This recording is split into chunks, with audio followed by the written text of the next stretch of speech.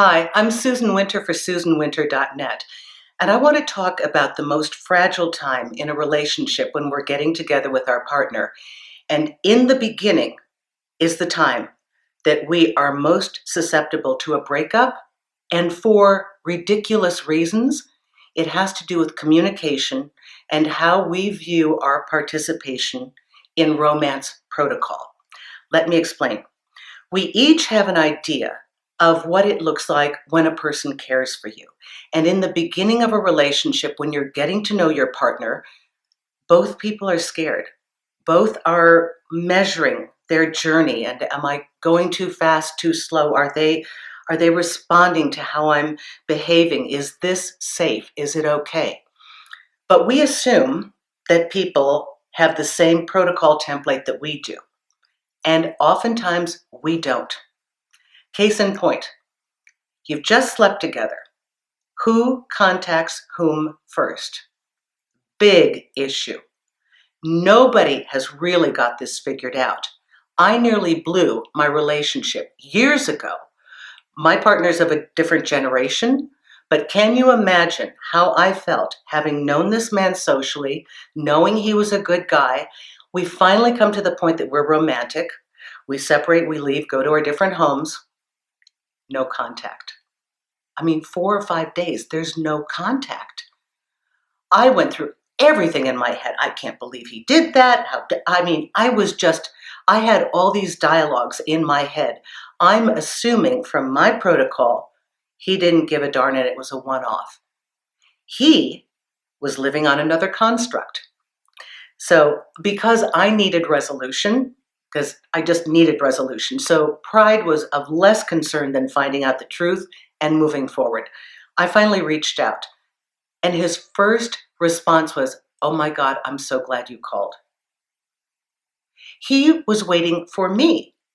He was waiting for me to call because in his experience of dating, the girl, once you've slept with her, calls and texts, and where are you? When am I going to see you? Not in my world. Had somebody not moved forward and been courageous enough to just find out what was going on and put themselves out there, that relationship would have never culminated. Or take the case of my friend who's involved in a long distance, across continent relationship. There is a protocol difference on how they handle being sick. Now, I'm not talking about big sick. I'm talking about a cold. In my friend's worldview, what he's learned from his father and growing up is that when somebody's sick, of course, you express your concern, but you don't hover. You leave them alone. That's respectful. You let them know that you're concerned about their sickness, but you don't burden them with having to manage you and your concerns while they're trying to heal themselves.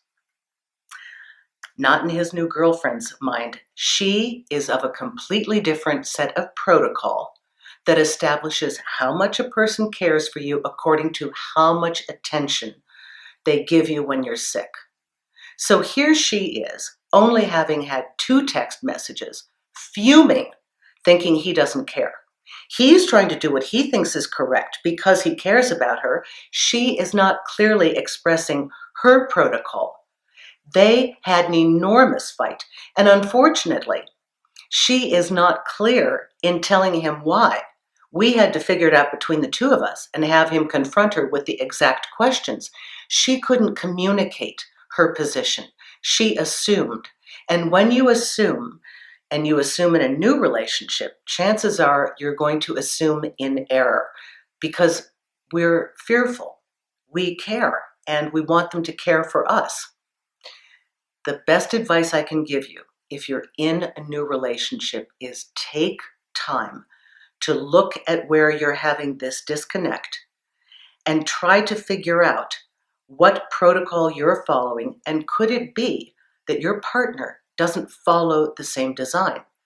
And if anybody has to speak up, let it be you. It's not about pride at this point. It's about clarity. It's about communication. We have to be an excellent communicator with a new relationship, more so than ever. They are getting to know how we think and how we respond. Most times, I see people blow up and they wanted to be together. They got confused, they got hurt, then they got angry, then they got so prideful that they wouldn't even listen to reason. So give yourself a chance. Reach out. If you don't understand, look for clarification. And if your partner isn't clear enough, you tell them how you have made your decision. I believe that this will truly help you. Susan Winter for SusanWinter.net. Thank you.